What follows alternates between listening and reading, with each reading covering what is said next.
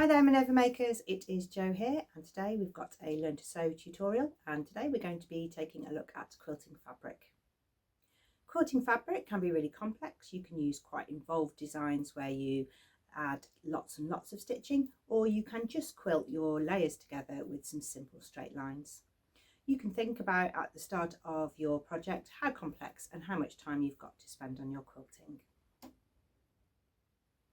I guess the best place to start is to take a look at quilting some layers of fabric together and work out some machine settings and some ways to get a really good stitch. You want to make sure that all of your layers remain flat, you don't get any puckers, and that you keep the same sizes of the fabric pieces as when you start, so that you've got accurate pieces to put together, especially if you're making a garment.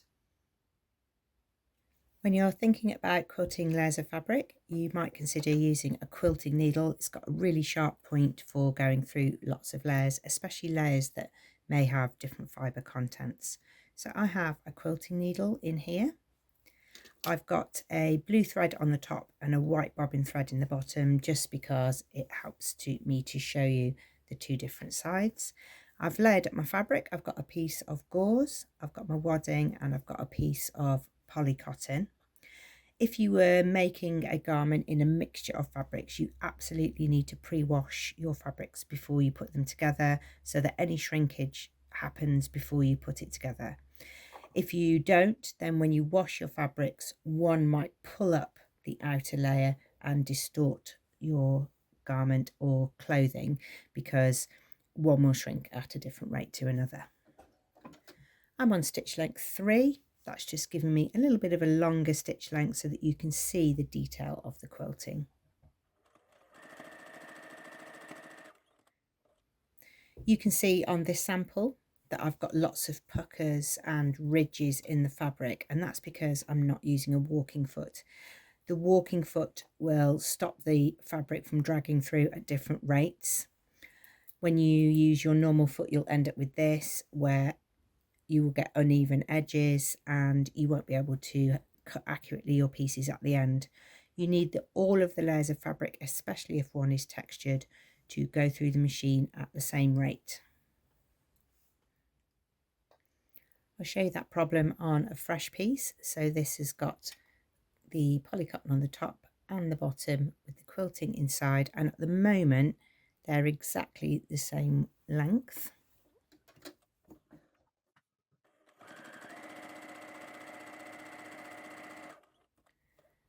But by the time I get to the bottom, the one layer has shifted more than the others, and that's only a short length, so you don't notice it so much. But the longer your length, the more the one fabric will creep along than the other. So the one underneath is the one that's had the feed dogs on it, and the one on the top is the one that's run smoothly under the smooth machine foot. A walking foot goes up and down like this, and you can see that plastic popping out the bottom of the foot. The plastic is ridged, so the ridges in the feed dogs and the ridges in the walking foot work together to move the fabric through at the same rate. It's like having two feed dogs, one on the top and one on the bottom. This time with a walking foot, we'll see what happens to the back of the fabric.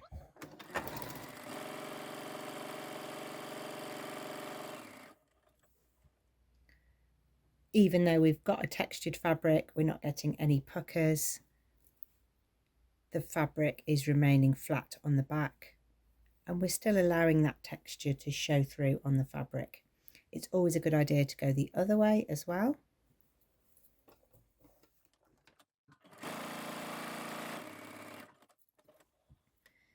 That way you can see whether your fabric is dragging on the cross grain or the straight grain, because that can sometimes make a difference. So if you use a walking foot, you'll get a much flatter finish, and you'll eliminate the problem of having little puckers in the fabric. You can use all different kinds of threads for quilting. So if you've got a really big quilting job, you can use moon threads. They're not as strong as other threads and they're slightly lower quality, but if you're quilting lots of layers together, you're not needing the thread for strength because the strength will come in its numbers, meaning the amount of stitch lines that you've got. You can use a metallic thread, but if you do this, you'll need a metallic needle. The hole on a metallic needle is a little bit larger and it's coated on the inside so that the ply of the thread doesn't shed through the needle. You can get some really interesting quilting effects with that, especially on garments. You might consider a cotton thread, especially if you're making something that you might dye afterwards, because if you dye a garment with a polyester thread, then the thread will not take the dye. So if you think it's something you really want to have for a really long time, consider sewing with a cotton thread so that you can use a machine wash dye. You might also consider using a variegated thread. That will give you a really interesting stitch texture where you get an ombre of colours through your thread quilting lines. Today, because I have the squares already marked out on my fabric with this embroidery, I've used a blue thread for the top and I've had a white thread in the bobbin so that the inside of my jacket has the quilting, but it's really, really subtle. What you can do is you can have a really prominent colour. If you're really accurate with your stitching, then you can really make quite a feature on both sides of your jacket or garment. Depending on what you're making and how long you're going to make your project last, if it's going to go over a couple of days, you might want to consider what marking tool you use to put your markings on your fabric. A heat erasing pen is really good because you can draw your lines on, quilt them, lightly iron your pieces, and that will remove the pen mark. You can use a chalk pencil, but you want to make sure that when you draw with it, the chalk comes off easily and you're not dragging or pulling the fabric. Or you could use a Chaco pen, which is like a chalk wheel, and it glides really nicely along the fabric. The only thing with this is it does rub off quite easily, so you'd want to be marking and sewing in the same stint if you were using a Chaco pen. The other thing you can do is you can do free motion sewing, so you can eliminate marking altogether, or you can do something random where you just put stripes at different widths, or you can use the design in the fabric to guide your quilting. On the side of a walking foot, you sometimes get a hole here, and this is for inserting a quilter's seam guide. This is a little metal stick, and when your foot is installed, then you can use this as a guide to make a width between here and here so that your stitch lines are all in the correct position. It can eliminate the need for marking. I've done a few rows. I've got my quilt guide here, so this is lined up with this row of stitching, and my needle is lined up with this row, so that's complete. Now you would move along your fabric so that your quilt guide is on your last row of stitching, and really you're going to be spotting here, you're not going to be looking at your needle.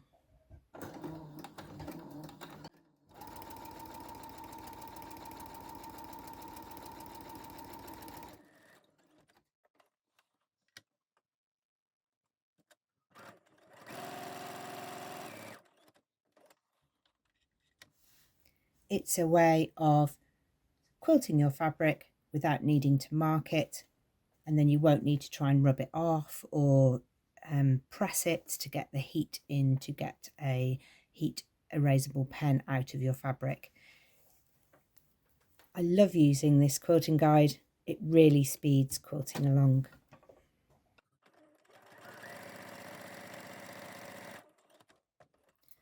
Today, the fabric is guiding my quilting lines.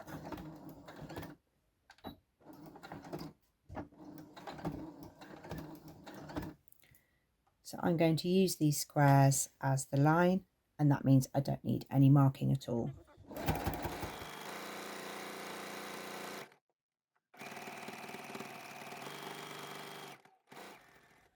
For a more free flow technique, so this would be maybe if you were following a particular design in the fabric, or you wanted to put a different quilting pattern on top of another fabric, you can try free motion sewing. You can only do this if you can drop the feed dogs on your machine, so I'll show you how it works. You can't do free motion sewing with a walking foot because that's for sewing straight lines. You'll need a free motion darning foot. It's got a hole for the needle to go down to. It's got this little bar at the top. The bar goes over the top here. I'll show you in a minute.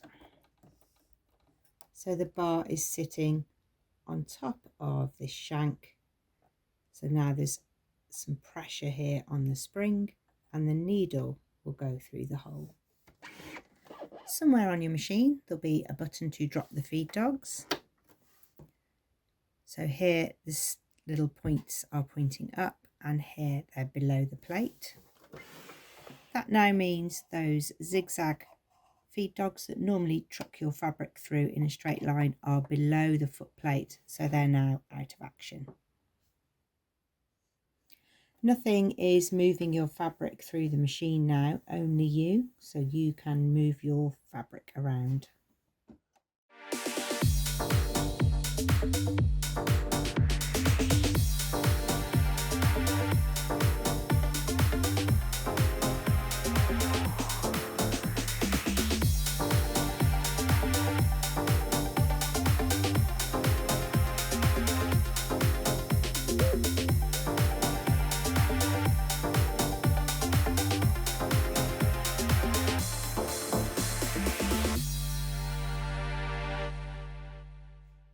I've worked on a really small scale there just to show you.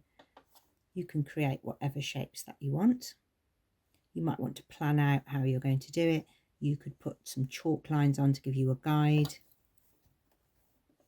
You can make it prominent or you can make it really subtle. What it does do is it really changes the texture of your fabric and it really crimps it down. The closer your stitch is, the more dense now your fabric will feel.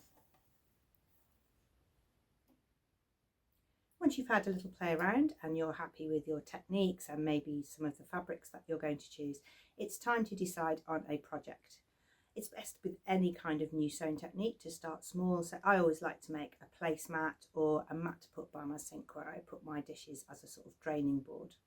You can chuck it in the wash and you can really just go wild and experiment on the fabric because it really doesn't matter.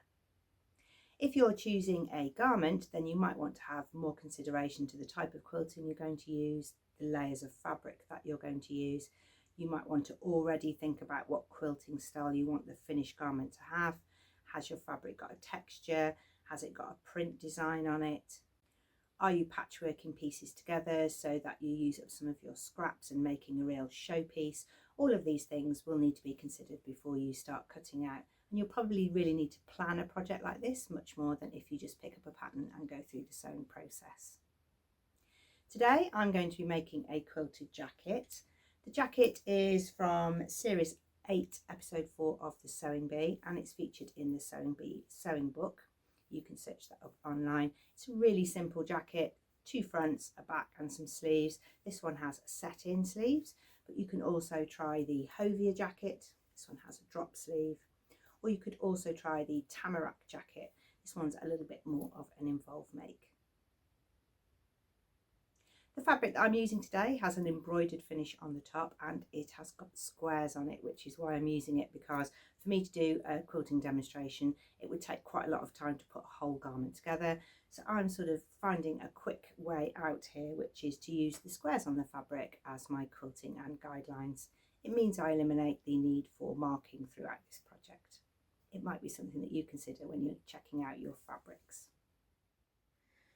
When you cut your pieces to put a garment together, you'll need your outer fabric to be the shape that you need. My sleeve is a little bit longer because this is a 3/4 sleeve. This is full length. I've marked the back and the front, but I haven't cut the wadding to the correct shape and I haven't cut the lining to the correct shape. They're all much bigger because as I quilt, if I get any sort of shifting in the fabric, then I won't lose some seam allowance where one piece is smaller than another. There's a number of ways you can hold all of these layers together while you're sewing. One of them is to use a temporary spray adhesive. This is Odif 505. You give it a good shake, you spray your pieces, and then you stick them down. And it just creates a little bit of tackiness between the layers and holds them in place. I've got a few pins as well, just to hold it down at the edges where the glue isn't quite as strong. You can also use safety pins, so you could pin all of your layers together with safety pins. That means that while you're sewing, you won't catch yourself on the pins that are in the fabric. I'm all layered up and I'm ready to start quilting all of the pieces that make my jacket. When you're quilting, have lots of space around you because your fabric's not going to fold the same and it does push things off the table. Keep both hands either side of the fabric so that you can eliminate as many puckers as possible and make sure that the fabric feeds through evenly. Keep your hands at the front and don't pull the fabric from the back.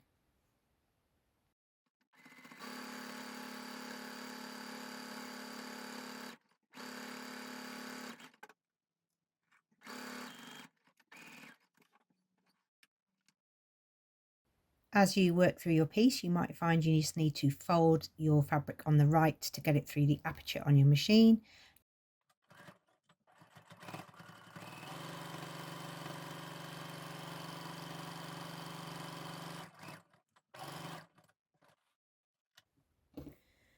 Once you've done your quilting, you can trim off the ends and then you can trim up the fabric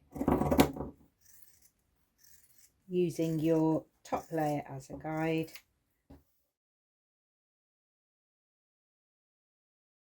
This means all of your layers now are the same width and none are running short.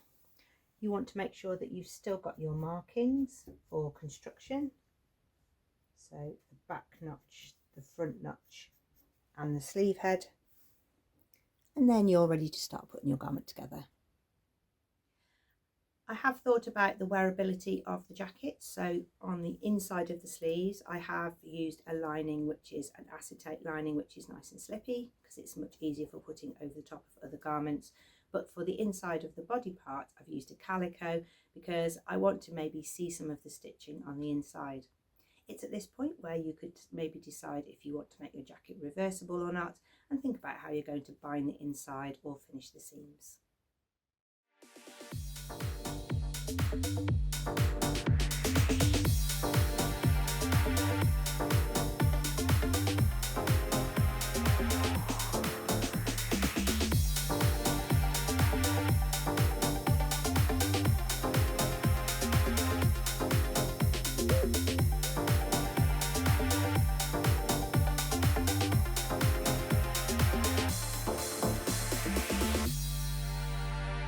You can finish your seams in a few different ways. So you can just overlock them together and zigzag them together. It's on the inside. No one says the inside of your garments have to be perfect.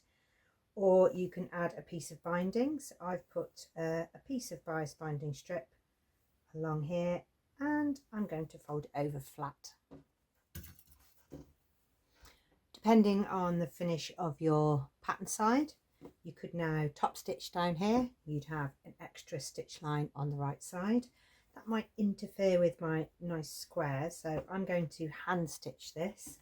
I really like this technique on shoulders because it keeps the shoulder seams nice and flat. You've already got a little bit of bulk there in a quilted fabric, so you don't want to have your shoulders sticking out.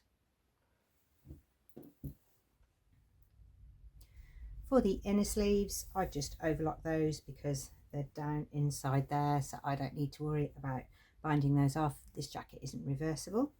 If it was reversible, then I would do this flat technique as well on the inside of the sleeves. Around the arms, now that I've got the sleeve in place, I'm going to bind this in a slightly different way, and I'm moving on to clips because I've got a little bit more bulk now. I'm going to add the binding around the outside, then I'm going to turn it over and bind that raw edge. I have layered that seam out and I've taken as much fabric out as I can to make that a small seam allowance. So you might be binding something completely enclosing the seams. That's useful for an armhole. It's also useful for the inside of bags. There's the flat technique, and also overlocking the seams together. Last place is around the edges. For binding the edge, open out your binding and use the fold line as a guide. So all the way around, I've got right side to right side.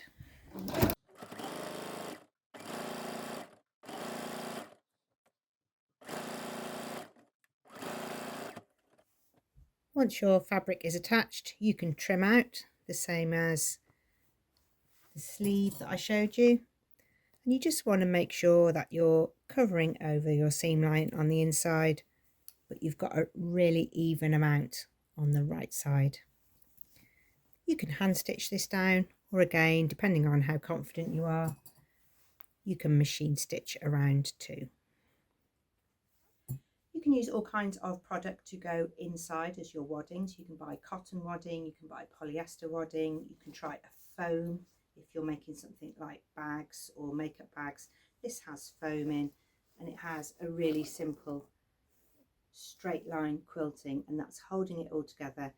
I didn't want to do any other quilting on there because of the exciting design on the print, but it's holding the foam, the lining and the outer together, and it makes a really sturdy travel bag. If you do use a polyester wadding, then be really careful if you start to press it. If you press wadding under an iron that's too hot, you will completely squash it and it will melt between the layers and you'll lose all of the loft. So be really mindful of the fibre content of your wadding and treat it in that lofty way that you want it to remain springy and like a quilted jacket. Okay, so here is the jacket. It's got a much slimmer fit than the Hovia. The Hovia has a drop sleeve much wider, so you're setting in the sleeves here. I've just curved off here. It was a right angle, but I just think it looks a little bit neater curved off, and at the bottom it looks intended for no fastenings. Got some pattern matching there on the front and at the sides. Inside is a calico, outside is an embroidered denim. Made my own binding and I've bound the cuffs. You might notice I've used the selvage a little bit there. That's just really finished off the edge of the hem, and it also meant I could use the fabric to the best of its quantity. Inside we've got all of those lining techniques, flat binding, a fold over binding, and simply an overlocked edge. But together harmoniously they really make the inside of the jacket look as neat as the outside.